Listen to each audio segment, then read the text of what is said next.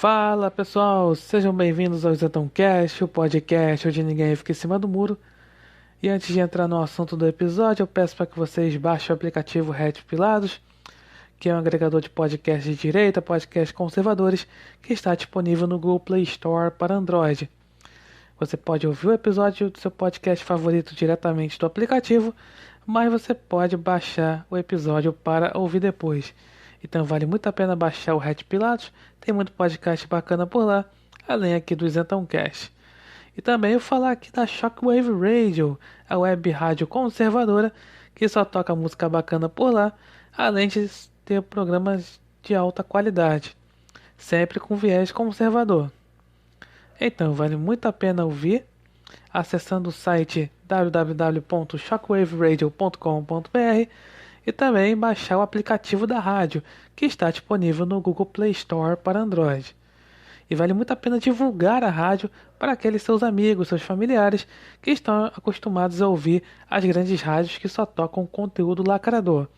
Então vale muito a pena ouvir e divulgar a Shockwave Radio. Bem, o tema desse episódio é o seguinte: no episódio 38 foi falado sobre Neville Chamberlain. Foi o primeiro-ministro britânico que muita gente fala que ele era um típico isentão. E nesse episódio aqui, falar sobre o oposto, né, de Chamberlain, que seria Winston Churchill.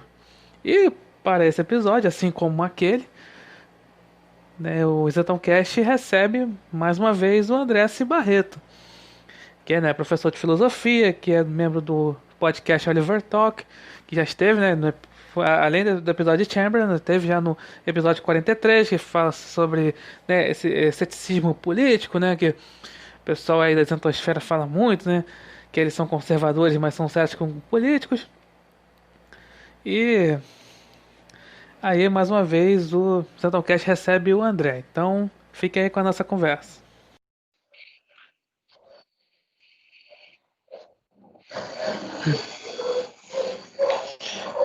André, antes de tudo, mais uma vez, né, obrigado por estar aqui no Zetãocast.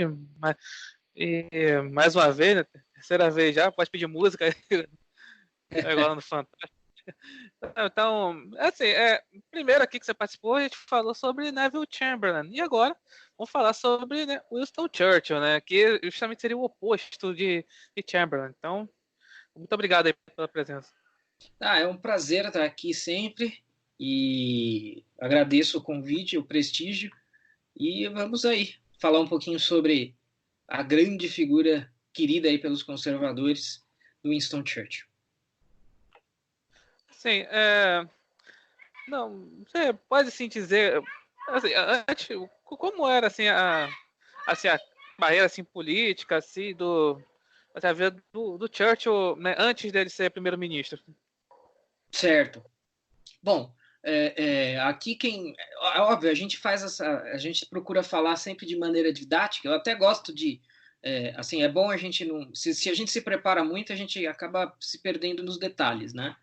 Então eu vou aqui jogar um monte de coisas que me vem à mente aqui, mas eu estou dizendo isso porque se tiver algum detalhista ouvindo, você esqueceu isso, talvez eu esqueça um ou outro fator, mas eu acho que o geral vai dar para abordar. O Churchill, né, ele vem de uma família nobre, né, e já ligada à política, né, e aí né, o tempo passa, ele, enfim, mesmo jovem, ele já está envolvido no alto escalão da sociedade, e ele também tem algumas incursões militares, né, antes de chegar ao cargo de primeiro-ministro. O que o Churchill tinha previamente à sua carreira política era a vida típica de um aristocrata inglês vitoriano ali, né?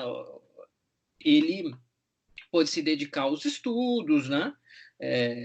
Pôde se dar esse luxo por fazer parte de uma família nobre, né? Como eu disse.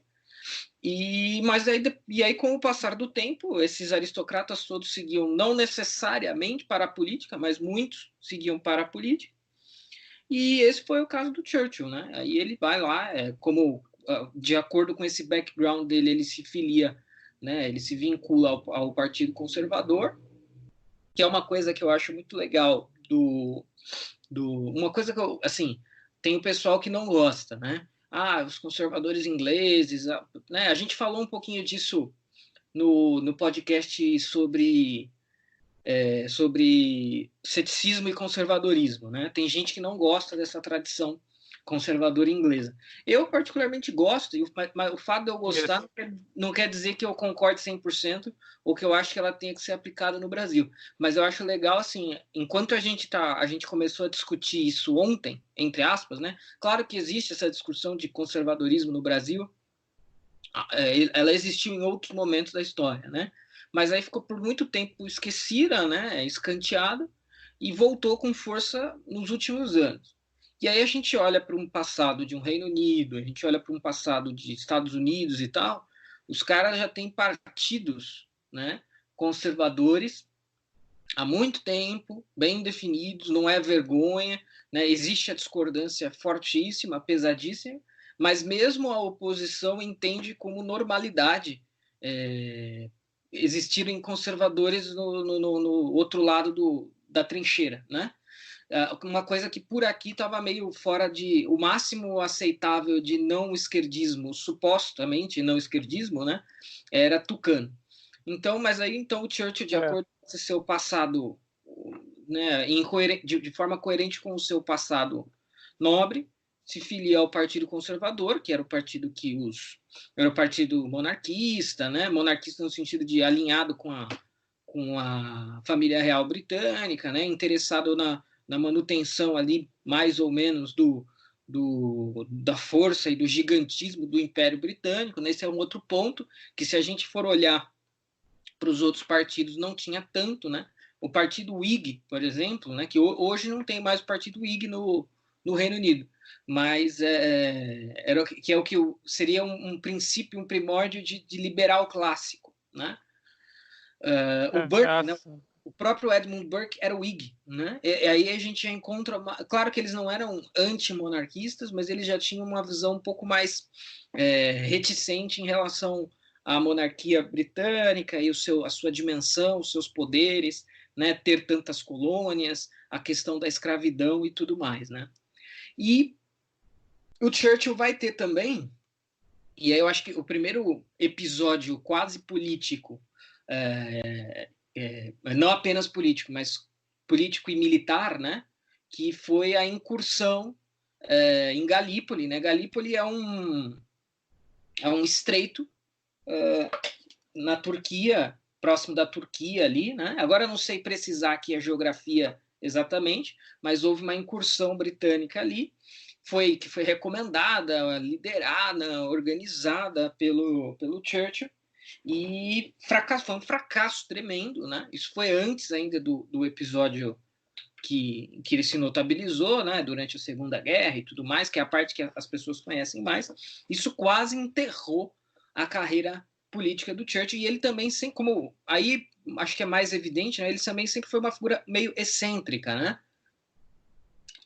Aquela coisa né, de ser muito genioso, né, enfim, muito convicto, né, teve também a sua carreira de jornalista, né, de escritor, era um escritor muito bom, né, e ele também pintava, né, embora, claro, que ele não seja... Uma vez eu quase consegui comprar um livro com as obras de arte plástica do Churchill, mas acabei não conseguindo finalizar a compra, o livro tinha se esgotado. Mas então tem esse lado dele também.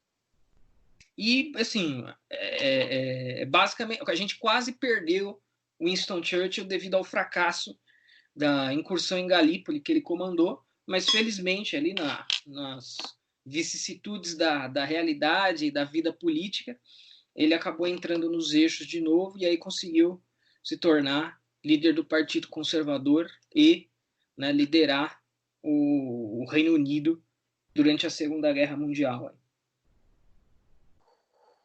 E aí justamente vai entrar nessa parte, né? O Churchill foi 1940, né? Que ele foi aí o primeiro-ministro, 40, 41, se não me engano. Aí ficou até 45, né? Sim, o primeiro Então, aí justamente essa atuação do Churchill, né, como primeiro-ministro, claro, assim, claro, é filme, mas tendo aquele filme, né, O Destino de uma Nação, vendo, a gente falando sobre Chamberlain, né, é meio que aquela coisa, ficava meio, pô, Churchill, né, aí você falou que teve fracassou, né, em Galípoli, e aí, pessoal, com certeza ali no Partido Conservador, ele viu muito, assim, de confiança, né. Sim, e assim, é interessante a gente analisar isso, porque assim, é fácil fazer a análise agora, né? Agora que ele decidiu enfrentar, né? E na verdade ele já alertava as pessoas, ele já falava que quem quiser um livrinho, vou deixar aqui uma dica, quem quiser uma biografia boa e curta do Churchill, procura pelo livro, o nome do livro é Churchill, do Paul Johnson, historiador chamado Paul Johnson. O livro tem 100, 120 páginas e conta tudo isso que eu tô usando como uma boa base aqui de memória para pontuar as coisas que eu estou pontuando.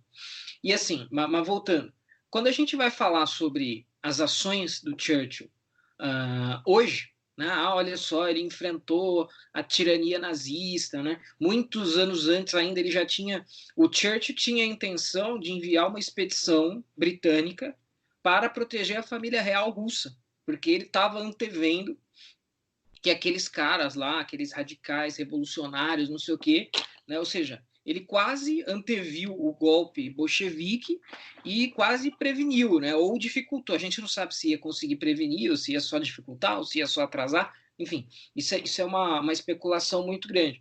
Mas ele viu com olhos assim de um bom analista, né? E falou: olha, isso é melhor que os bolcheviques não cheguem ao poder. Se chegar, vai dar merda. Bom, dito e feito. Olha, a gente precisa enfrentar a tirania nazista, porque se a gente não enfrentar, os caras vão dominar a Europa inteira e não vai ser legal. Dito e feito. Agora, fazer essa análise depois que tudo aconteceu, depois que tudo passou, é mais fácil. Mas eu acho que uma das coisas legais do filme, O Destino de uma Nação, e tem outros filmes, né? Quem for meio fissurado e quiser aproveitar agora esse momento que a gente está vivendo, pode buscar outros filmes, né? Não só de Segunda Guerra, mas estou falando especificamente mais biográficos do Churchill. Como naquele momento ele teve que enfrentar todo mundo, né? Todo mundo assim, não é um todo mundo literal, mas é um todo mundo bastante majoritário, no sentido de que as pessoas discordavam dessa. Não, deixa para lá. Ou partidárias de um isolacionismo, ou partidárias de um pacifismo, ou partidárias de um colaboracionismo explícito ou implícito mesmo com o nazismo e com os nazistas, né? Cada caso é um caso. Mas o Churchill estava tendo que remar contra toda essa galera aí. Lá no filme, né? A gente tem o quê? A gente tem o grande antípoda dele ali, é o Lord Halifax, que era do Partido Conservador também, né? Então, assim, o pessoal gosta... É sempre complicado fazer comparações, né? Mas se a gente, até pegando a temática do podcast e a temática dos podcasts anteriores, né? Entre as alas isentas de hoje, a gente vê, não, porque o pessoal quer muito o Winston Churchill visual, né? Como se ele fosse um cara moderado, ponderado, e não fosse. O apelido dele, ele tinha o apelido de Bulldog também, né? Ou seja, uma coisa meio cachorro louco, assim. Então, Eu já ouvi falar. os isentões da época eram anti-Churchill também, né? É fácil você ser... É o que eu estou, né, costurando o raciocínio que eu estou fazendo aqui. É fácil você falar que gosta do Churchill hoje. Eu queria ver se você ia gostar dele na época. Ou se na época, se você estivesse lá, você ia querer ser colaboracionista, ia querer ser pacifista, ia querer ser isentão. Ia falar, esse cara é louco. E, aliás, no próprio filme isso aparece, né? O pessoal fala, esse cara é um arrogante, é um bêbado, né? Tá o dia inteiro bebendo, o dia inteiro fumando, ama a própria voz, né? Porque ele era um ótimo orador, um ótimo escritor. Churchill chegou a receber o Prêmio Nobel de Literatura, né? Então, assim, até porque políticos que escrevem até que não é tão assim atípico, né? Agora, chegar ao ponto de ganhar o Prêmio Nobel aí já está um pouquinho fora da curva, né? Mas esse era o Churchill, né? Agora, eu acredito que não todos, mas muita gente que gosta da figura, muita gente gosta da figura do Churchill, né? Da figura, né? Aquela coisa do inglês, aquela coisa das vestes, que é legal, eu também gosto, né? Mas aí é uma questão de opinião e de gosto. Agora, eu acho que essa galera aí, se fosse na época, não teria esta opinião sobre ele. Ia ser anti-Churchill e pró qualquer outra coisa, pró Partido Trabalhista, pró nazista, pró bolcheviques, em nome da moderação e da sofisticação. Por aí mesmo, né? Então assim, né? Mas assim, o Churchill, ele foi realmente assim muito importante, né? Assim, na questão tem aquele famoso discurso dele, né? Que é o lutem nas praias, né? Assim, né, nunca vamos nos render, coisa assim que isso foi importante ali para unir ali o país, né? No caso, o Reino Unido. Mas ele foi muito importante também na questão ali da Europa contra o nazifascismo, né? Ah, sim, a importância é muito. A gente, é aquilo que eu estou tentando, né, argumentar, né? A gente tem que perceber a grandeza do que ele fez a partir de uma contextualização de época, né? Quando uma Europa já estava quase inteira rendida, a oposição e os partidários querendo ser tolerantes ou ser amigos de Hitler, na esperança de que eventualmente não fossem atacados e tudo mais, né? E ele teve que remar contra toda essa maré sozinho. Mas tivemos também, tem esse episódio aí que eu acho que é sensacional também, de um dos discursos mais famosos dele, que é a cena final lá do Destino de uma Nação, né? Que ele fala, né? We shall never surrender, né? We shall fight on the beaches, né? E é interessante que, embora ele fosse um bom escritor e um bom orador, a fala dele é um pouquinho como é cadenciada, né? Ele não é diferente. Se a gente vai falar de oradores, né? Que o pessoal acha também que o Hitler era um grande orador, né? Que na verdade isso é uma. Eu gosto de alguns autores que contestam essa tese, né? Na verdade, tem a tese do Hitler grande orador e tem a tese do Hitler gênio, né? Que é uma tese muito presente assim, o senso comum, né? O senso comum, não, mas se o cara conseguiu fazer o que ele conseguiu é porque ele devia ser um gênio do mal, mas era um gênio. Eu gosto de alguns autores que falam que não, o Hitler era um cara intelectualmente limitado, militarmente limitado, né? Eu acho que aquele filme A Queda mostra bastante isso, né? E aquele filme e diversos outros filmes e livros mostram como Hitler, na verdade, o que acabou sendo bom para o resto do mundo e do continente, né? Mas se ele tivesse seguido as orientações dos seus generais, que de fato entendiam e que de fato estavam vendo as coisas, talvez o destino tivesse a vida da Alemanha nazista tivesse sido maior ou tivesse sido vitoriosa, né, e tal. E também a ideia do Hitler grande orador, né, que não, ele era um encantador das massas, né, na verdade nem tanto, isso é mais uma mitologia que se construiu em cima dele do que qualquer outra coisa. Mas ainda dentro disso, se você pega lá, então você vai lá, você nunca fez isso ou você fez e nunca prestou atenção. Você vai assistir um discurso do Hitler e vai assistir um discurso do Churchill. O que eu estou pontuando é isso, que se você encara os dois como bons oradores, você vai ter que considerar que, embora sejam dois bons oradores, são dois oradores com características completamente diferentes, né? O Hitler era muito aquela coisa do gestual, né? E do mais exaltado, né? Do mais, né? Mussolini também, né? Desculpa, não entendi. Mussolini também, também. Era assim muito no gestual. Exatamente. O Churchill também tinha um pouco do gestual, mas até mesmo porque, né, grande parte desses discursos, né, o Churchill está fazendo no parlamento.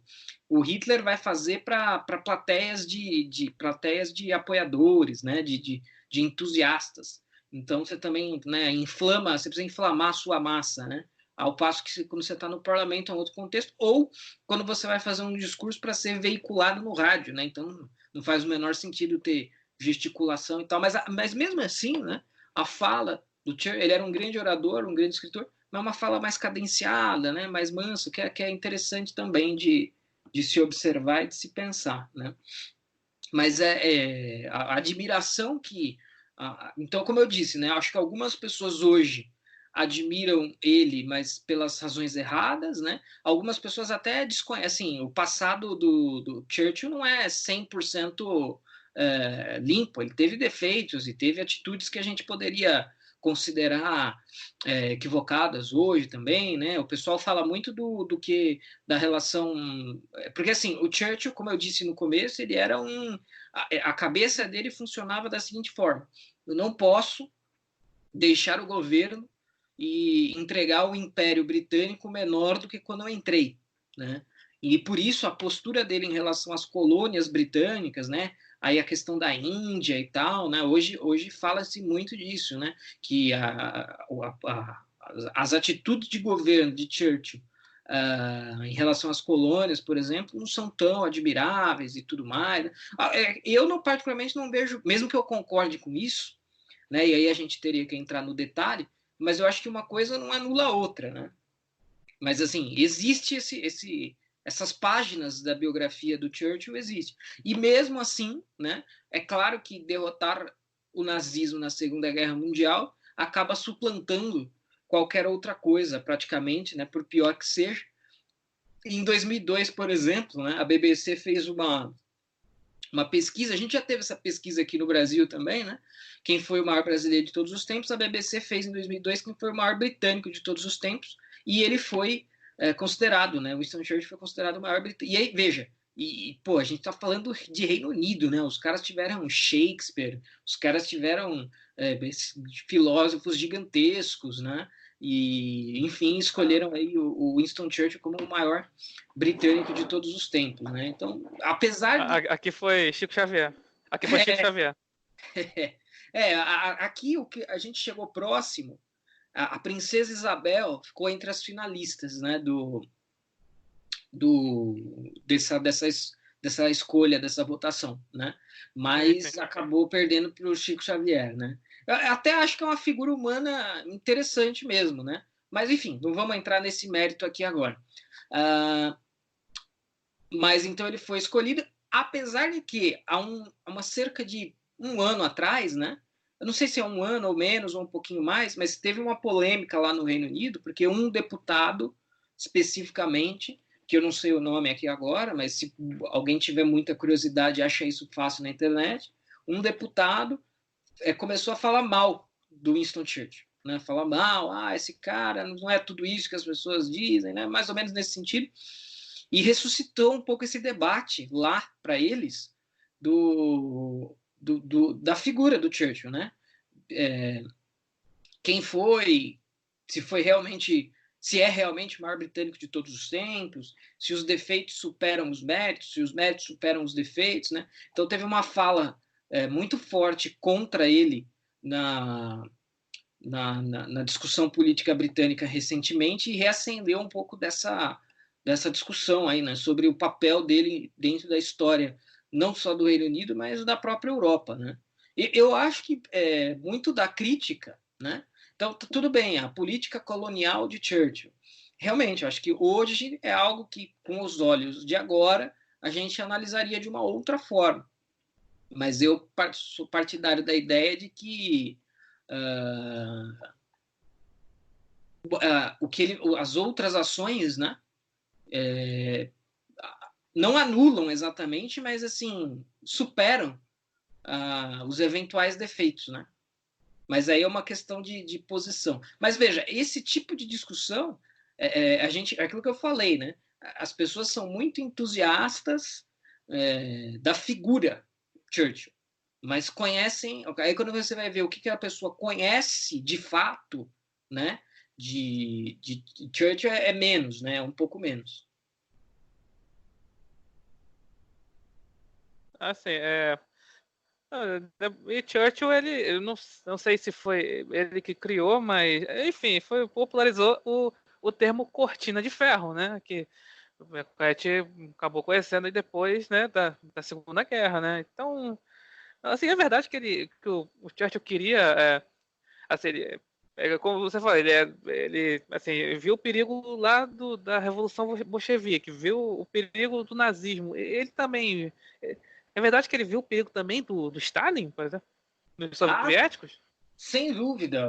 Inclusive, aí a gente começa. Assim, então, a gente estava falando um pouquinho da figura do Churchill dentro dos nossos círculos políticos mais imediatos. Agora, se você for partir para o lado de uma análise de esquerda, a esquerda, apesar de supostamente, né, ser antinazista, vai ser muito restritiva quanto à figura do Churchill, porque o Churchill era um anticomunista tanto quanto um antinazista, né? Inclusive a frase do meu Skype aqui, eu não sei se você consegue ver aí para, quer ver? Deixa eu ver se eu consigo achar aqui.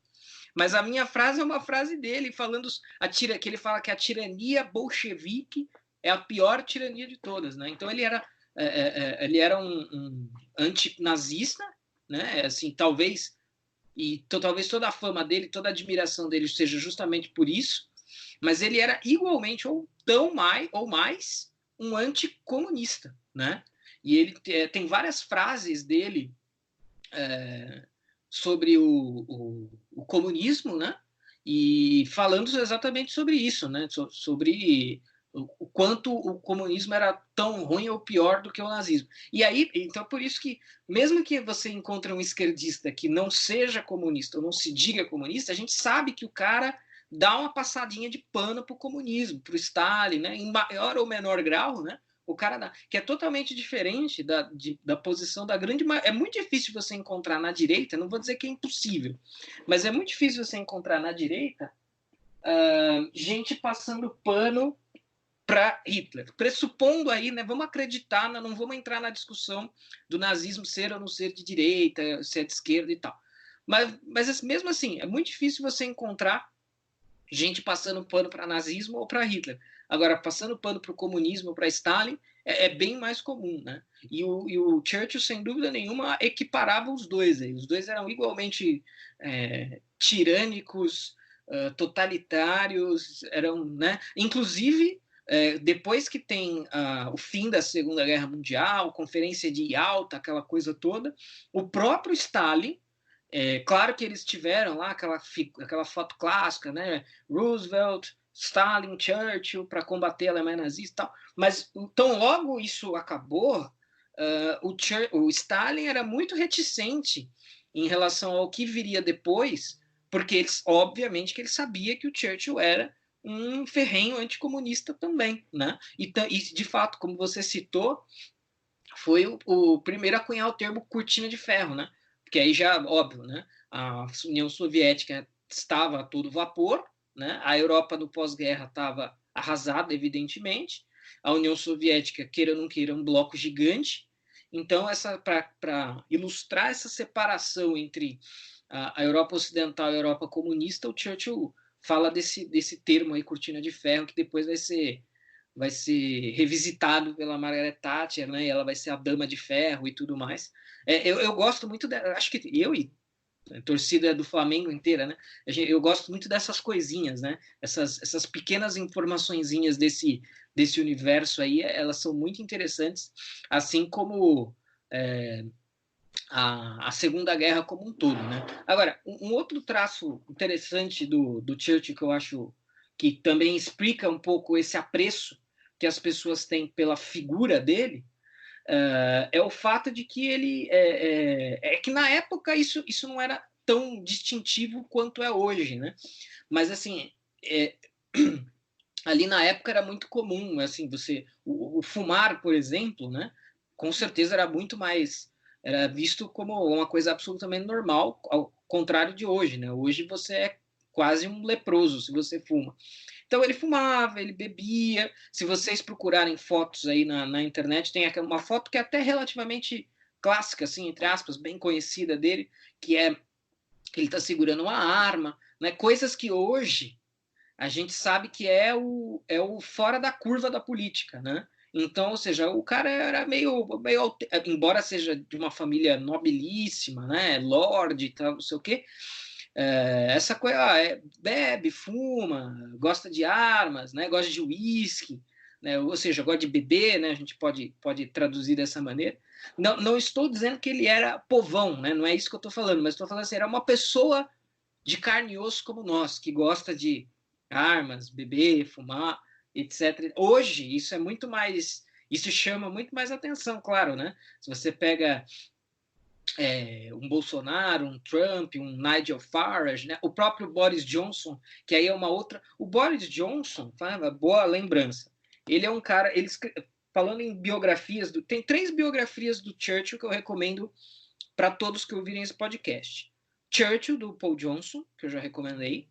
O Fator Churchill, do Boris Johnson. Né? O Boris Johnson, tal como o Churchill, era jornalista, muito letrado, né? muito erudito. Né? Tem um vídeo do Boris Johnson no YouTube em que ele está citando a Ilíada de Homero de cabeça em grego. Né? Então, cara erudito. Eu soube. É muito legal esse vídeo. E tem essa biografia, então, do Churchill, escrita pelo Boris Johnson. E o próprio Boris Johnson é essa figura meio excêntrica também, né? Meio fora da curva. Eu acho que isso não é um mérito em si mesmo. Só porque o cara é fora da curva, ele é legal, ele é bom. Não é isso que eu estou falando. Mas o que eu quero dizer é o seguinte: as pessoas vão ficando meio saturadas, né? Vão ficando meio cansadas daquelas figurinhas de plástico da política, né? O João Dória, o Haddad, sei lá, esses caras todos que a gente o Geraldo Alckmin, né? Que tá todo, tipo, são todos, parece uma linha de produção, né? Os caras são todos iguais, falam do mesmo jeito, fazem as mesmas coisas, né? E os seus governos também são mais ou menos a mesma coisa, né? E as pessoas meio que se cansam disso e acabam se vinculando um pouco mais e um pouco melhor com essas figuras um pouquinho mais excêntricas, né? Mas então, voltando nas biografias, Churchill, do Paul Johnson, Fator Churchill, do Boris Johnson, e uma outra que, salvo engano, chama Churchill também, que é do historiador Martin Gilbert, que também é um excelente historiador. Né? Então, quem tiver curiosidade, aí tem muito livro do Churchill em português. Né? Essa apreciação aí que existe pela figura do Churchill, ela é um fator assim bem popular, entre aspas, né? Popular na medida do possível, é claro, porque tem muita biografia do Churchill, tem a autobiografia do Churchill em português, tem o livro que ele escreveu, As Memórias de Guerra, que ele ganhou o Prêmio Nobel, tem em português também, e tem também livros que são só coletâneas de frases, né? Porque ele era um grande frasista. Inclusive, deixa eu só ver se qualquer coisa, na edição você corta essa parte aqui. Deixa eu só ver se eu acho o livro. Tá aqui. Um livrinho de frases. Eu tenho aqui, até posso recomendar para todos. O livro chama A Sutileza Bem-Humorada de Winston Churchill. Suas Grandes Tiradas. A editora é Odisseia Editorial. É um livrinho tamanho bolso, assim, só que de capa dura, um livro bonitinho, legal para colocar na estante. E é um livro só de frases do Churchill. Né? Ele era um excelente frasista. Seriam as imitadas do Churchill? Tipo isso. Até quer ver? Deixa eu ver o título em inglês. Que é isso mesmo. The Definitive Wit of Winston Churchill, né? Que é aquela coisa do wit dos ingleses, né? Que é a sabedoria prática e tal. Deixa eu até pegar. Aí, o livro é estruturado. O livro é só de frases e ele é estruturado em 12 capítulos temáticos. Então, por exemplo, golpes e esquivas, máximas e reflexões, histórias e piadas, churchillianismos, grande comunicador, pessoas, Inglaterra, Império e Commonwealth, nações, guerra, política e governo, educação, arte e ciência e pessoal. Esses são os 12 capítulos e cada, né, obviamente, está organizado por esses temas. Aí, aqui legal, já que deu para eu pegar aqui na mão, uma frase dele sobre a Rússia. Está na página 173 do livro. Ele diz assim: Se reconhecermos os bolcheviques, poderemos muito bem legalizar também a sodomia. Incrível, né? Tá chutando o pau da barraca mesmo. Aí, aqui, ó. Deixa eu achar outra aqui. Aquela frase famosa também dele, da cabeça do crocodilo, né? Que é colocada lá no filme, inclusive, ela também tá aqui. É que eu não sei se eu vou achar agora. Mas que ele fala que você negociar com um totalitário, né? Você negociar com alguém como Hitler, é mais ou menos como você negociar com um jacaré de boca aberta e sua cabeça dentro da boca do jacaré, né? Então, obviamente que isso é impossível, né? Deixa eu ver. Essa é boa. Essa frase é sensacional, né? É uma das mais famosas. Acho que eu não vou achar ela aqui agora, mas acho que também não precisa, porque todo mundo conhece. Né? Mas é isso, então essa era a figura do Churchill, né? Um cara aí que chama a atenção por diversos aspectos. Então, assim, terminar essa coisa de Churchill, né? Assim, qual seria seu, né? A gente sabe do legado assim, do Churchill, né? E quem seria assim, teria mais ou menos assim, não, claro, né? No mesmo patamar, mas quem estaria próximo, né? A Churchill, né? Assim, hoje em dia. Olha, é que aí que tá, né? O Maquiavel, ele falava uma coisa, vou voltar bem na história para responder.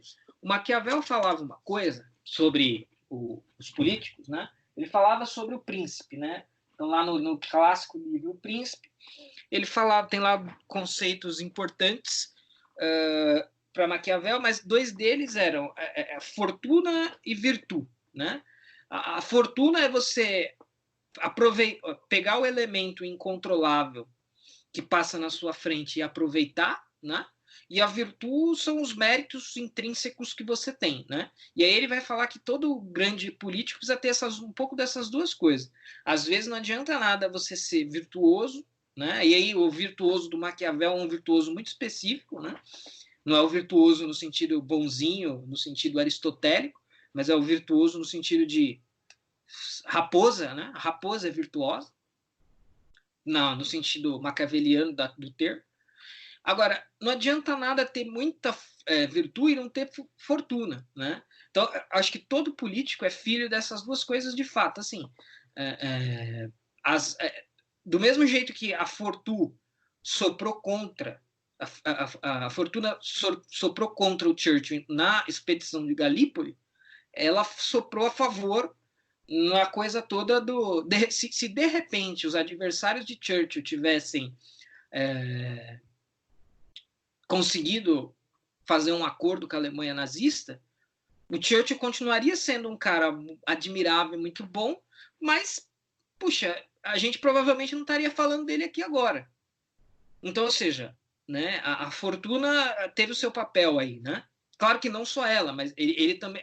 Você traça a sua própria fortuna a partir da virtude, é claro. Mas você precisa contar com um pouco com esse elemento do incontrolável, entre aspas. Então, de repente, a gente já teve outros Winston Churchills aí, só que você não tinha um Hitler para derrotar, né? Então, isso diminui a proporção de qualquer maneira. Agora, um cara que tenta, né? Vejam, entendam bem a minha afirmação, né? Um cara que tem talento para isso, né? Ou seja, tem a virtude, né?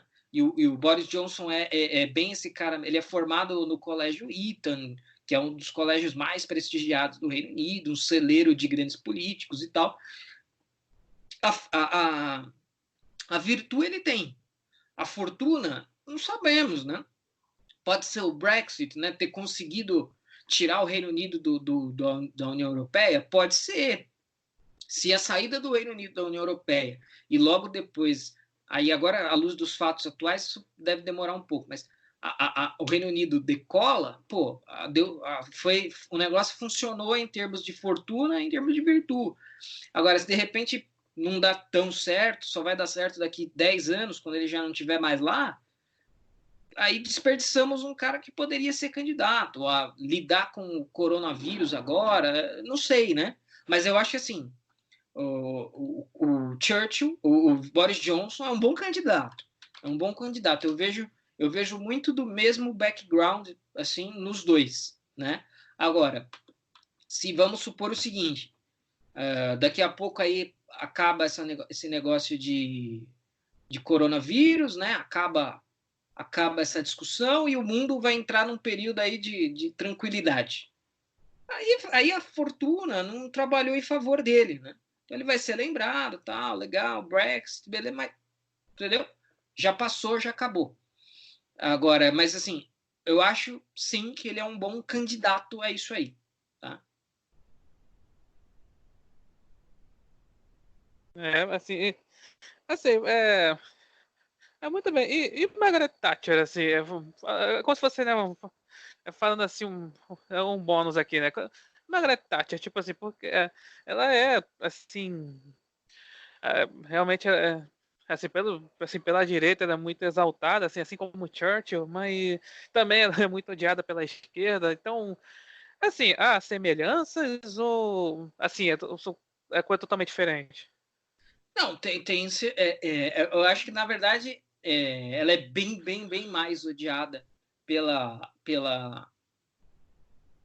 esquerda, né? Até porque será mais recente, porque é aquela coisa mais ideológica do comunismo e do capitalismo, né? E tal. Assim, ela sem dúvida nenhuma é grandiosa. Né? É só que assim, ao mesmo tempo que o Churchill foi eleito o maior britânico de todos os tempos, assim, o britânico tem um sentimento muito mais positivo, mas muito mais positivo em relação ao Churchill.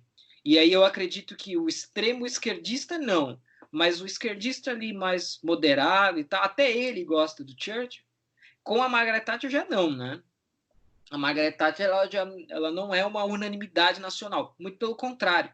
Né? Ela é até bem odiada, mas isso também dá para a gente explicar à luz daquilo que eu falei da fortuna e da virtude. Né? A fortuna que estava passando na frente da Margaret Thatcher quando ela governou o país era outra. Né? De fazer reformas, de fazer privatizações, de pegar um país caótico, mas ter que agir com mãos de ferro e de maneira impopular para corrigir as coisas. Né? Então, e aí, claro, dentro desse contexto, é inevitável que você acabe sendo odiado por algumas parcelas aí das pessoas. Né? Agora, é uma figura grande, também era do Partido Conservador. Né? O Churchill também era um cara. Que assim, ao longo da história, essa coisa vai. O Churchill também era capitalista, né? Tem uma piada. Essa piada deve estar nesse livro que eu mencionei, né? Mas eu não vou achar ela aqui agora.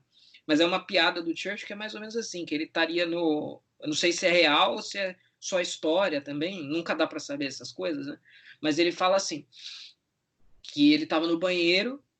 Aí um membro um político do Partido Trabalhista é até uma piada meio chula, assim, né? Então talvez seja até duvidosa por causa disso.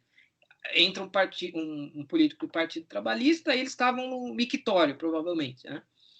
Aí o Churchill fala assim, aí tem, sei lá, acho que tem aquela coisa assim de dar uma olhada para o lado, ele fala, aí o Churchill teria respondido assim, tá olhando o quê? Você não pode, vocês do Partido Trabalhista não podem ver uma coisa grande o suficiente que já querem estatizar, né? Aí ou seja, mas a veia, né, de quem seja verdadeiro ou não essa piada, né, qual que é a veia, qual que é a moral da história? É uma coisa de diminuir o poder do Estado, né, apesar de, em tempos de guerra, ser assim, absolutamente... Putz, não existe falar em diminuição do Estado em tempos de guerra, né? Não estou falando que não deve existir, estou falando que na prática acaba não existindo. Então, mas era um cara mais capitalista também. Agora, essa coisa ideológica de capitalismo tinha muito mais presente na Thatcher do que no Churchill, né? Embora tivesse lá muito forte também. Então, assim, sem dúvida nenhuma, é uma mulher marcante na política britânica. Mas tem bastante diferença aí também com o Churchill. Entre elas, essas que eu falei, né? O sentimento geral das pessoas em relação a ela não é tão bom quanto é em relação ao Churchill, mesmo em vários pontos do espectro político aí. Assim, acho que até porque, assim, oficialmente, na época da Tati era tempo de paz, né? Na época do Churchill era tempo de guerra, né? Acho que talvez tenha um pouco essa diferença, né? Assim. Sem dúvida, isso você lembrou um bom ponto aí agora, que é o seguinte: principalmente nesses países aí, o, o espírito de unidade nacional aumenta muito em tempos de guerra ou quase guerra. A gente está vendo isso agora, né? Então, por exemplo, lá no Reino Unido, eles têm o sistema de saúde público, que para eles é uma instituição, né? Para os caras lá, né, é um negócio. Nem a Margaret Thatcher privatizou o sistema de saúde deles lá, porque para eles isso assim, sem chance. Aí o Boris Johnson falou: olha, nós no governo, a gente vai abrir uma inscrição aqui, entre aspas, para as pessoas se ajudarem o sistema de saúde público como voluntárias. Em 24 horas, 400 mil pessoas se inscreveram para serem voluntárias do sistema de saúde britânico, né? Ah, Então, e eu tenho certeza que não foram esses 400 mil, não são 400 mil conservadores que estão se dispondo a ajudar o sistema de saúde porque é o Boris Johnson que está no poder. Eu tenho certeza que tem gente de todos os espectros aí. Então, assim, tempos de conflito, de guerra ou de calamidade, né, sei lá o quê, principalmente nesses países, cria um sentimento de unidade nacional muito maior, que acaba sendo supra-ideológico, aí, supra-partidário. Então você tem razão na sua observação, né? E aí, se você pensa na dimensão da. Pô, a gente está falando de Segunda Guerra, a gente está falando de derrotar o nazismo. Se não tiver sentimento de unidade nesse momento, não vai ter sentimento de unidade em momento nenhum, né? Então, acabou acontecendo isso daí de fato. Aí, ao passo que o contexto da Margaret Thatcher, qual que é? A Inglaterra vinha de um governo trabalhista caótico, o sistema de coleta de lixo, que era estatal, estava de greve, o país literalmente estava uma lata de lixo, e aí ela vai lá, e aí com aquela coisa de ser firme, né? Sempre firme, ela vai lá, privatiza isso, privatiza aquilo. Então é um outro contexto, realmente, né? E um contexto de paz, onde os sentimentos de unidade nacional acabam sendo um pouco mais fracos do que eles são em tempos de guerra.